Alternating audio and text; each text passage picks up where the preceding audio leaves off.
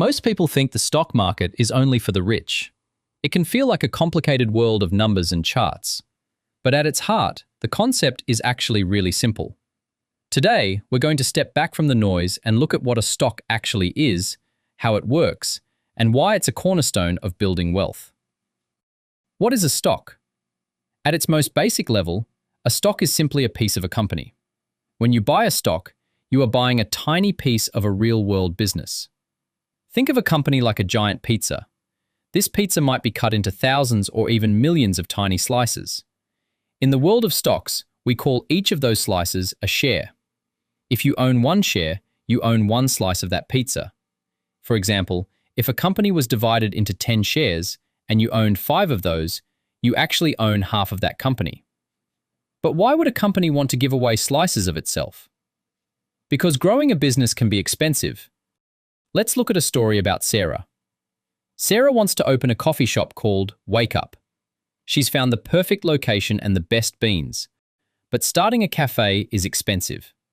She calculates she needs $200,000 to open her doors.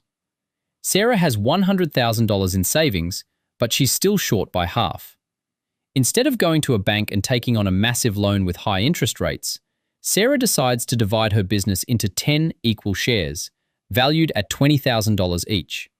She keeps 5 shares for herself, her $100,000 investment, and offers the other 5 shares to people who believe in her cafe. A local coffee enthusiast named Liam thinks Sarah's idea is a winner. He buys 1 share for $20,000. Liam now officially owns 10% of Wake Up. Fast forward 3 years and Wake Up is a massive success. Sarah has opened 2 more locations and the brand is famous citywide.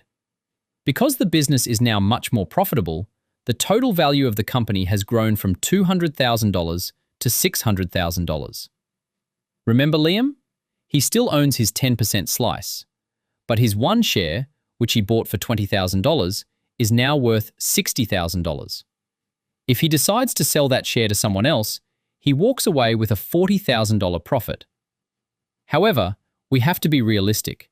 Investing always involves a degree of uncertainty.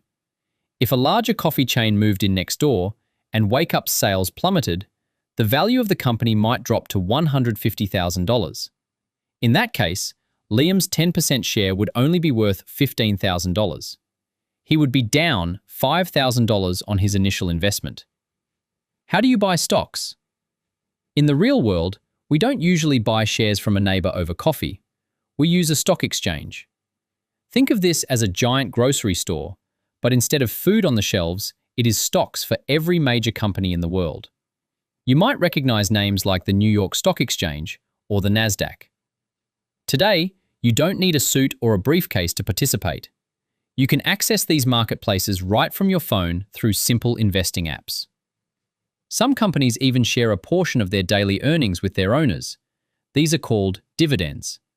It's like the company saying, "Thank you for being a part owner."